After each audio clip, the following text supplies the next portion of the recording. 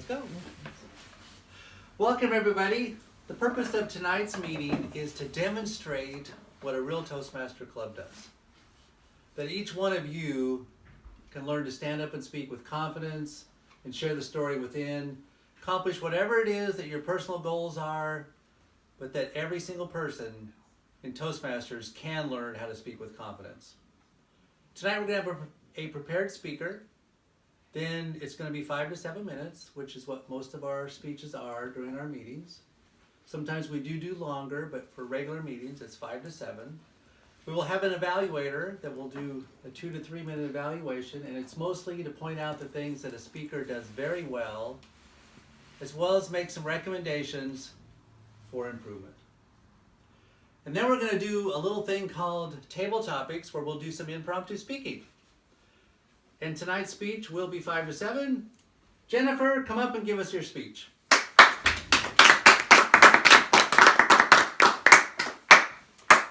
So for tonight, we're not going to do a speech.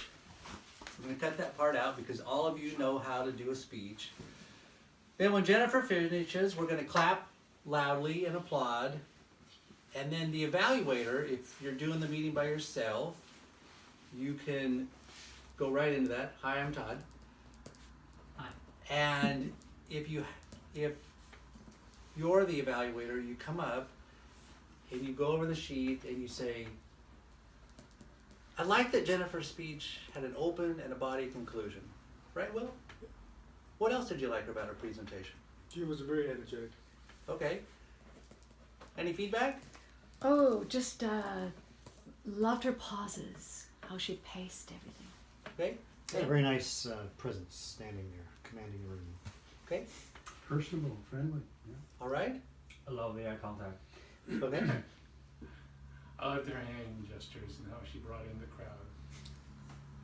I love the story. All right. All this about her dog was amazing. Okay. And then I would go over the evaluation form and point out the rest of the components that she did well. And then I would make that one recommendation that we all try to do as a Toastmaster.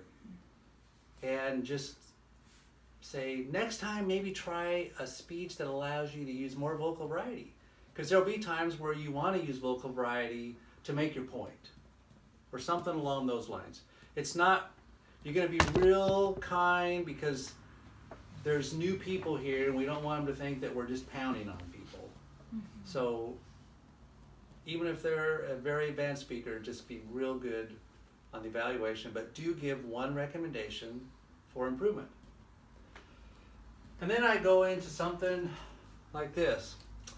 Now about those white cards, and people will generally laugh or go, oh no. And I do try to meet every single person as they come in the door, hand them the card, shake their hand, start that dialogue to get feedback and start getting connection with people as they come in. Help take some of that pressure out of the room. But we're all about creating that buzz and that excitement. So let's see if we know who this person might be. Snowboarding in Whistler down Black Diamond. I believe Black Diamond is the most severe course. Double Black Diamond is the worst. Double, okay. I'm a water wakeboarder and surfer, so. We have any idea who that might be? Will? Will! Will, come up here and tell us about your experience. And we have a timer back here. Please speak to the green card and finish at the red.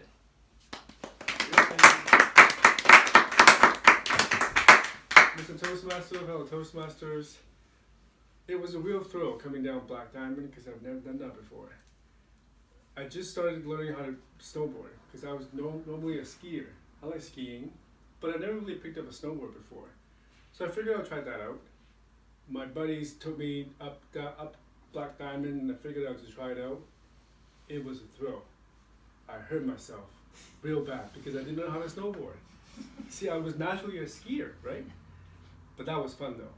Back to you. Thank you, Will. Well, someday I might try that, but right now I'm too cold to get up there on the mountains. But great job, Will. I really appreciated that. Anybody swam with the manta rays in the moonlight? moonlight in Kona. Mm-hmm. Who might that be? Is that Jan? No. Virginia? Steven! This meeting again. Come up and tell us about that. Mr. Toastmasters, fellow Toastmasters, my son asked me what would I like to do for my birthday when we went to Hawaii. And I just said, oh, maybe go swim with the manta rays, because I heard about it. And that was a few months before we went. And he's a researcher, so lo and behold, we're going to go swim with the manta rays. And I was scared. Never been with live animals like that. But the night it was dark, we had boarded on a skiff that, of course, I call them water cowboys. These tour guides that to just rip open the motor, and you're going like that. And we were soaked before we even got there. But when we got there, it was pitch dark, just pitch dark. And so how are we going to see them? And they throw out a paddleboard. The waves are going like this, and where are the manta rays? Where are the manta rays? What they did, bing, the lights came on. Jump overboard, jump overboard. So we did. Hang on to the board, look down, don't move your feet, because you're going to kick the manta rays. I looked down, oh my God, manta rays, mouths that big, coming up. It was awesome. Mr. Toastmaster. Thanks so much for this. I have to tell you, ever since Jaws, No. but that was awesome. Hitchhiked around New Zealand. Well, we know it's not Will. And we know it's not. Sean. Never been there. Yeah. Okay. So Virginia? Jan! Yeah. Dan. Okay. Thank you, Mr. Tabletop Masters, fellow Toastmasters. The nice thing about hitchhiking around New Zealand is that people pick you up. New Zealand, this was in the 1980s, and it was like 30 years ago in Canada. There's just a different quality. And I hitchhiked from up to the north, and I hitchhiked down to the south, and met people, got taken to their farms. And the one memory I have, having been dropped off at this beach, and I walked down the beach, and I came out over the hill, and there's this farm, and I walk up to the guy, and how you doing? And there's this milk truck parked on the slope at the farm, and he's pumping out the milk tanks, and there's whipped cream oozing out the top, right? Because this truck is going down the dirt roads, and so I said, "Can I have some of that?" Sure. So I stuck my hand in, because it was a big vent on the top of this truck, and I reached my hand in. I gained 15 pounds on that trip. Oh my gosh. Thank you very much. I've heard New Zealand is beautiful. Never been there, but heard it's gorgeous. Living in Manila for a summer.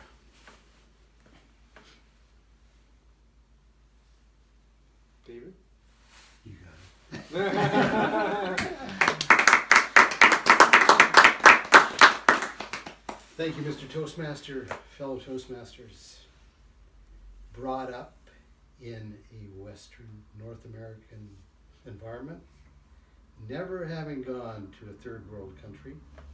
It was 1973.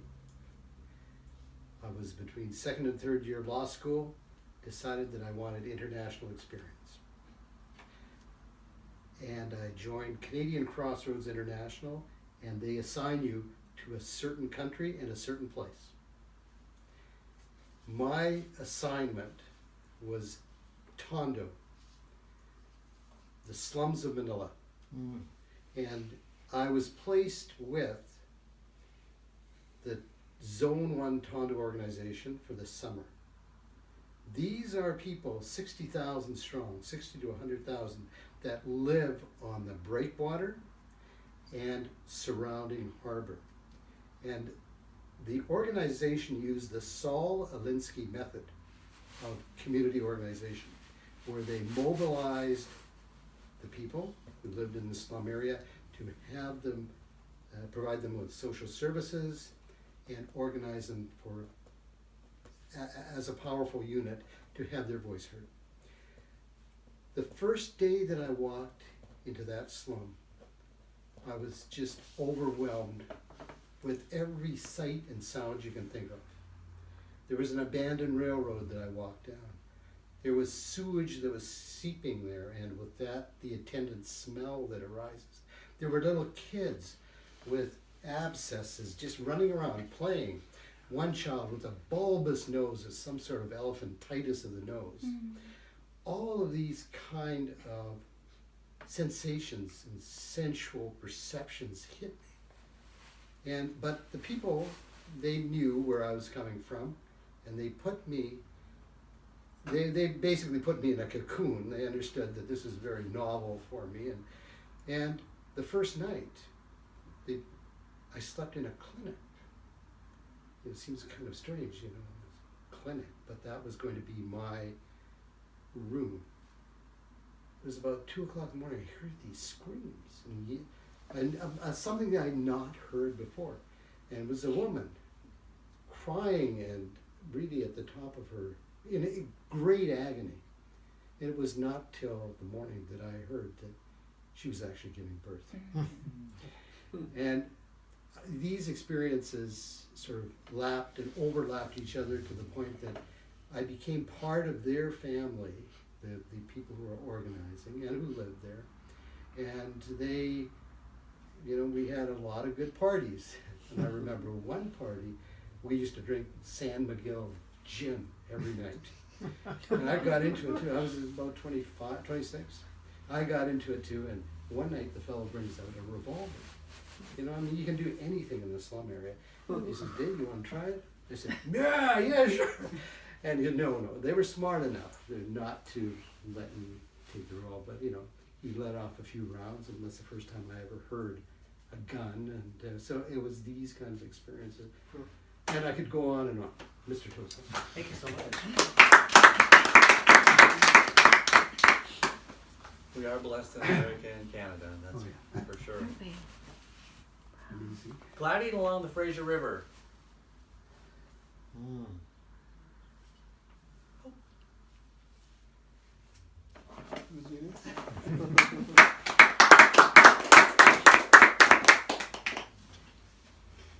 Going to change that up a little bit, because you think gliding along the Fraser River. What does she mean by that? Well, do I look like the kind of person who would jump out of an airplane? I did, and it felt like I was gliding above the Fraser River. Pretty remarkable. On a beautiful summer evening with the sun low in the sky. It is so incredibly quiet up there. I had to go myself. I was supposed to go with a bunch of people, but I had to work late, so I ended up having to go by myself. And I went up with this little plane, had a little bit of training.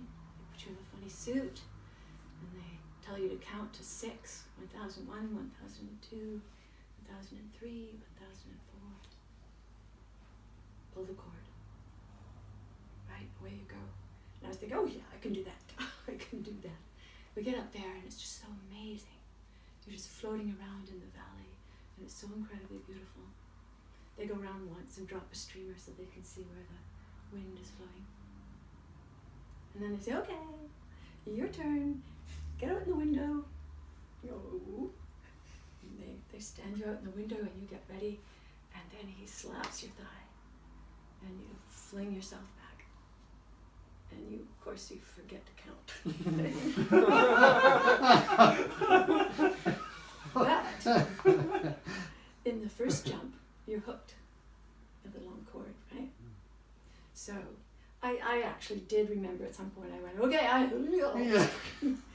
away we go. But for those who forget, it happens automatically. And then it was just like gliding, silent and beautiful.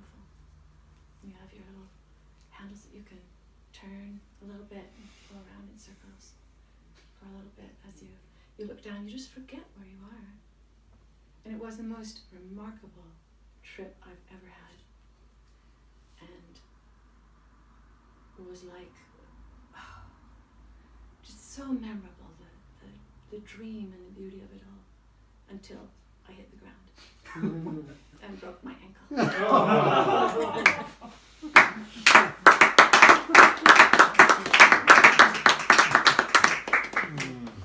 Seriously, you broke your Yeah. sprained. No, I broke it. Oh. I didn't have my boot done up, and but anyway, it was worth it.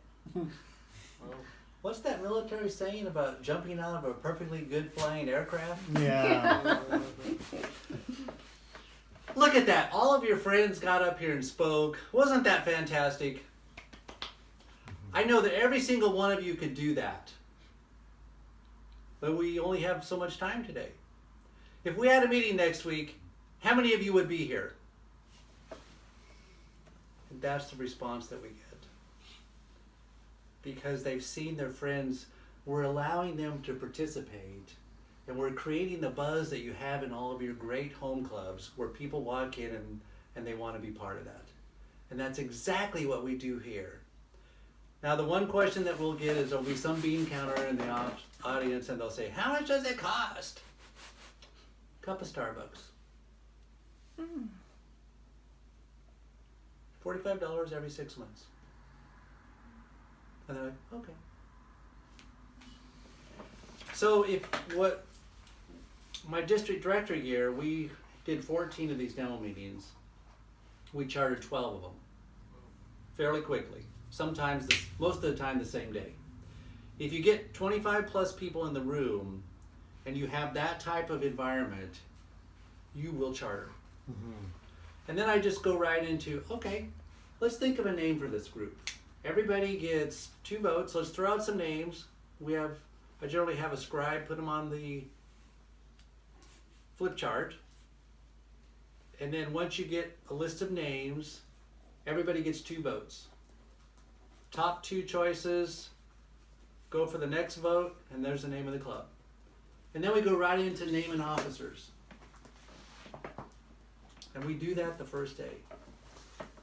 Now, if you have an internal champion, we'll send out the membership form beforehand, and they'll bring them filled out to the meeting. And you might have a few stragglers that didn't get them, but you fill it out right there, and you're done. And it really does work. So questions or comments? We can do a Q&A on this. I just wanted to do a shortened version. You've all seen the speech, so we don't need to do that. It's generally about a Toastmaster journey that every single person that's given 4 or 5 speeches can say, hey, this really helped me. I can do this now. This is why.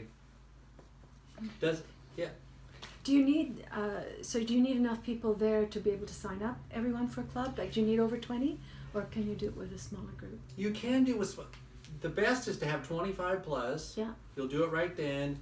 Now, there may be some instances where a couple people have committed to join, but for whatever reason they couldn't attend that day. Sometimes they'll send their forms with somebody. Other times you can do it through PDF, through email. But great question. But the more you get in the room, the more excitement and buzz there is. Because not 100% of the people are going to join. So the more you have, you're going to get 20. What's the best way to ask for their money? And because I'm in the middle of helping a club establish. We've had great turnout the first time. There was probably about 25 people there. Okay. The second one, there was probably about 15. Now the third time, there's about 10. Only 4 people have signed up so far. Okay. But there's interest there. So how do you get, So- right now, currently, we've just left the forms on the table. Oh, please sign up if you want to sign up. There's not that, okay, sign up. How do you? That first time when you have that buzz, because our job is to provide an atmosphere and opportunity for people to participate in, just like when you all walked in your home club. That's the environment that we're trying to create. And you give them the form, and you say, if we're going to have an official club, we have to have dues. So be confident about it, and don't beat around the bush and just say this is what it takes to have a club. You've all raised your hand and said you want to be part of this. Right. Then those 4 that have signed their form, those are your champions now that needs to get the others to sign up. Right. So I've done a demo meeting before. Uh-huh. Money wasn't a problem. Okay. So I did one with Pat Johnson Uh-huh. last year with the Office of the Auditor General. We did exactly the same thing. Prepare a speech. Did it work? It didn't, unfortunately. It didn't? Yeah. So we didn't. I think we didn't catch on the momentum. We didn't. The club wasn't ready.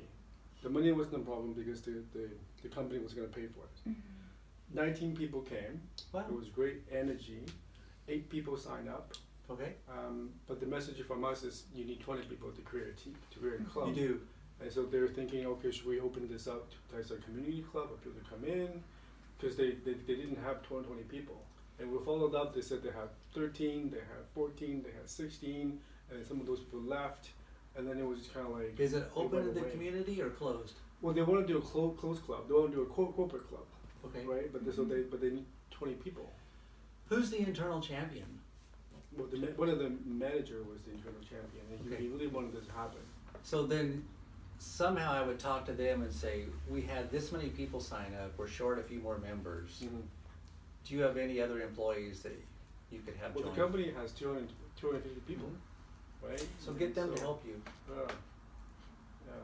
Because he obviously wants it, Mm-hmm. or he wouldn't have done it, and if they're paying for it. And the guy was really busy. He's always traveling. Sure. And it was really hard to get a hold of him, and different priorities came up for the company. And Understood. yeah, but we didn't get into what is the name of the club, and we didn't vote, and because Okay. they weren't at that time, they weren't ready. And now we're giving them some time, and then we follow up. No, not ready. How many were at the demo meeting? 19 people. 19. Yeah. And how many were interested? 14 from that? Sorry. How many 14 of signed? those 19 were interested, or?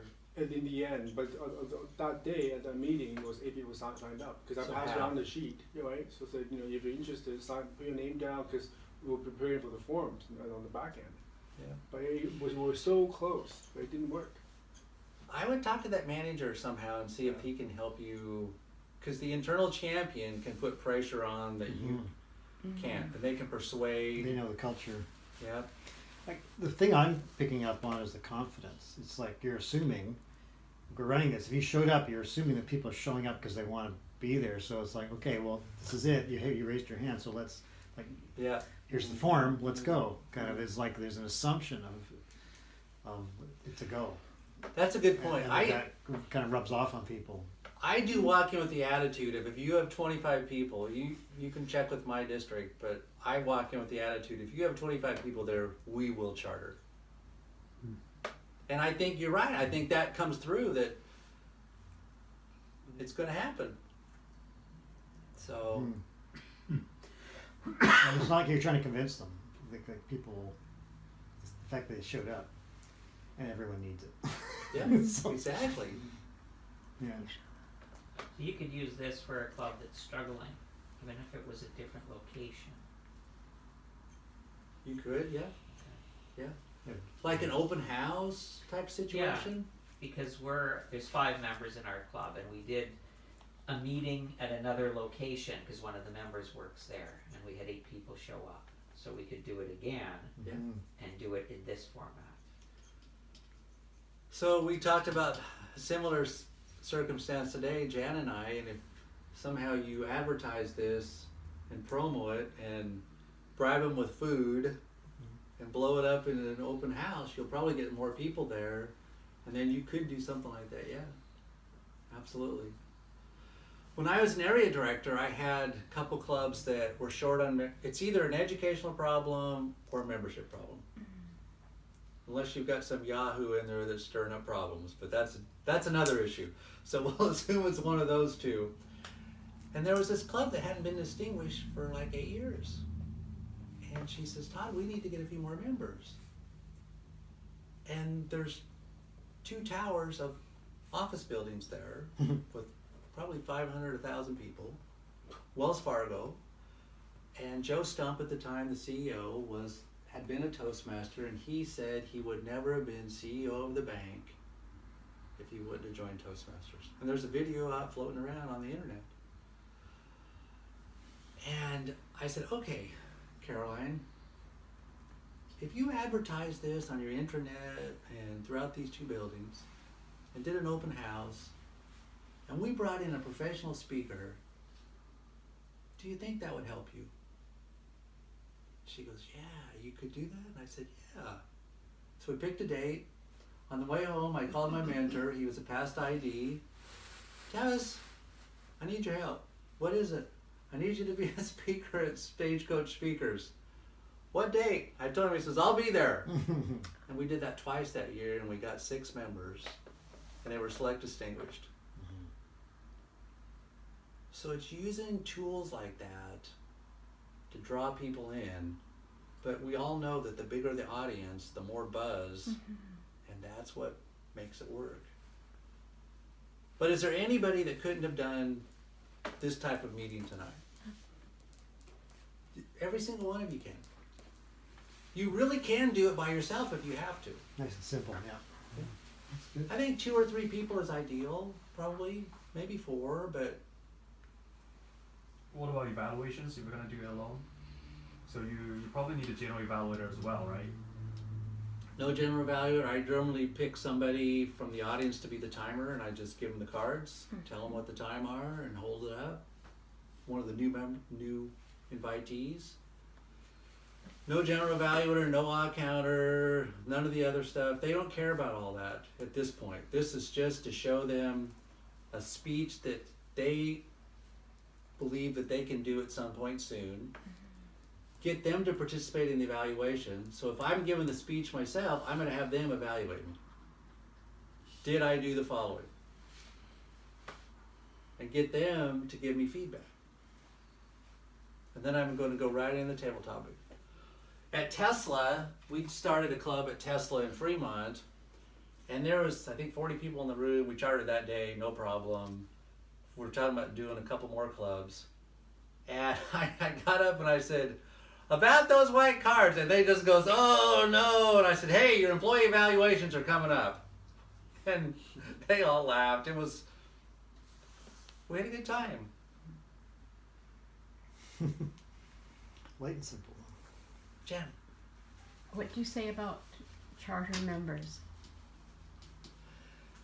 Charter members, you can use, this is one of the things that Rick does, is charter members, as you know, are a charter member for the entire life of that club.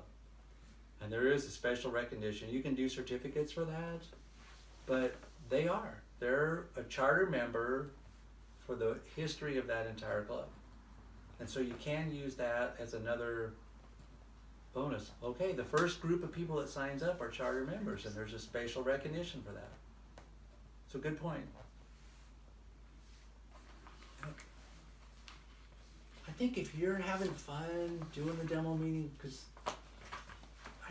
I've seen some people go in and they're a little bit stressed out about doing a demo meeting. If I could make a living doing demo meetings, I think I would be really happy. It's fun. I mean, it is one of the funnest things you can do. And when you help charter a club, you're going to help not just those 20 people, but every member that joins start their journey, and God only knows where they go. I mean, well, what if none of you ever went into a meeting?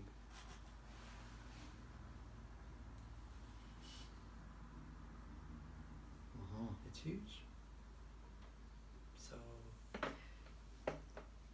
yes. Okay, a little bit of a nitty-gritty question now. When you have that kind of open house and you get people excited, what about the next steps when they realize that there's actually, structure and there's a lot more other things involved with the meeting? Do you ever allude to that? We do, but that's where sponsors are vitally important, but every club has their own culture.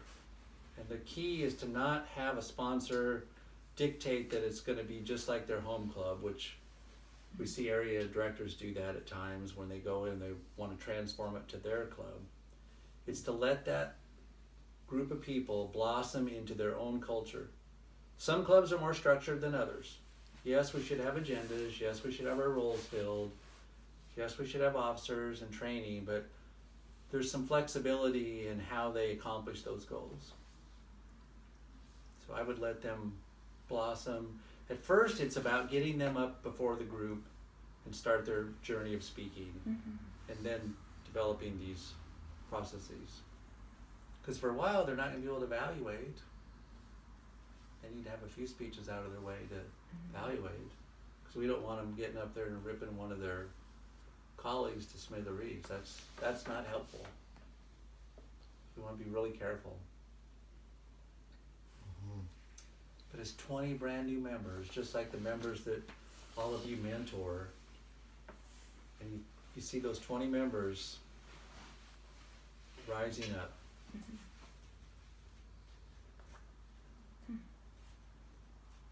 So I don't focus as much on that part. I let that develop as they go. Right. So on the getting back to the cards, I really like this idea. So how do you? It's not mine, so. No, but still, how do you? Like, say you've got a room, you want to get everybody up, and You can't. You only got 55 minutes. Great question. How do you tell them? Okay, do you time them like just 60 seconds? Or? So if we start at 1 o'clock, Yeah. I go until 20 till. So at 20 till, that's where I finish the table topics, and then I go right into that. Okay, look at all of your colleagues and that's a line that I use quite often. So great question. I'm aware of 20 till. And then I go right into the raise my hand for the next week. Because you're right, you're not going to get everybody up. And you've got to go through those. This is where it is helpful to have at least one more person. Because you're going to get some things there that the comments are not, you all had great comments for this purpose tonight. You're not always going to get that. You're going to get some of this, and you're going to get, I waxed my car last Sunday. Well, that's not a 1 to 2 minute speech. But should we keep in a 55-minute meeting? Should we keep? And you've got 20 minutes. You're saying 20 minutes for table topics, right? No, I'm saying, so we start at 12, Yeah. and we do that little introduction, just a quick, the purpose of today's meeting. Yeah. Then we do the speech. Then we do the evaluation. And when that evaluation is finished, from there until 20 till, so whatever that time is, it might be 20 minutes, it might be 15, it might, somewhere in there. And I want the speech to be more on the 4 to 5 minutes, not 7:30. Because that's one or two more table topics. Yeah. Because the more you can get up, the better. But for the table topics, then should it be time to say 1 to 2 minutes. 1 to Speak 2 to the minutes. green. Yeah. Finish by the red. Yeah. So here's the other interesting little tidbit. How many of you, when you do a table topic for a guest in your clubs, how many of them speak over 1 minute? Do every one of them? Most of them do. Yeah. It's a mix. It's either over or under. It's 45 seconds or they just. It's usually short So- front on my experience. Most of the times, I see that people, they do that. They'll either go 5 minutes because they're so anxious that they just, or they go 30 to 50 seconds. Because they're getting asked a question, just like in the club today. The one person didn't know how to switch it to something else and thought they had to answer that question, and they were out of words to say. And with this method, they're giving you what they want to talk about. And I've never had somebody with this method go less than 1 minute. Let's see that. Great idea. Because I'm actually thinking sometime about doing a demo meeting with just table topics. Yeah. I think so. I think it would work. Well, it's again, why are people there? Right? Yep. And Toastmasters is not about watching; it's about doing something. Exactly. Yeah. Yep. And it's short and sweet. I mean, so I met Rick in Orlando back at the conference, whatever year that was, about 6-7 years ago. And this light bulb just clicked, and I go, I I'm going home and doing that. Mhm. And I was club growth director at the time. And I told our team, I said, I would never have joined the demo meeting that we used to do. Mhm. Because it was so stinking boring that I would never have been a member in a million years. They talked about the paperwork and the training and all this other nonsense that a new person has no understanding of. And the reason why they're coming that door is to be right here. And that's our job to help them get here. So I give him the credit for this. I really do. I on our calls, I say the Rick Furbush method. Because it's his idea. Mhm. I wish we'd known this about a month ago, or this new club. We had, how many did we have in Jen? 30 people. I'll tell you, it would have been dynamite. Yeah. And now I think, we lost the steam, but we can bring it back. Yeah, But try it one more time maybe. yeah, I'd love to do this at UVic. Maybe a Christmas open house meeting Yeah, with food. yeah. I mean, you can do it a couple of times, and people love Yeah. this. Mhm. It's fun. I mean, it really is. Yeah. I think everybody walks out of there having fun. The new That's right. people, the Toastmasters. It really is fun. And I believe every single one of you can do this. Thank you. It's great. Okay. Thanks, Doc. So we can. I have a question. Yep. Is that okay? No. Okay, one question. What is it? Give me a sec. So if you have very shy guests and they're like procrastinating, they just don't want to get up there. So do you switch to the next one, or you still encourage them to Great go up? question. I've never had that happen. I've heard a few of them grumble and things, but we still get them up. And again, They wrote it. they're telling you what they want to talk about. So I've never had somebody that flat refused. Ever. I've had a few people turn red face, a few people perspire, but they all seem to be able to do their voice better than. And face it, sometimes we have some off-the-wall table topic questions in our existing clubs. And then we all can handle it, but a brand new person doesn't know how. And with this, it really is, they're telling you what they want to talk about. It's their topic. They know this. They don't need notes. They know the story. Yeah. So I've never had somebody not get up and do it. So do you just ask them to speak at their seat, or they actually get up? Nope, bring them up front. Okay. Full experience. Yeah. Stand and face your accusers. Thanks. If somebody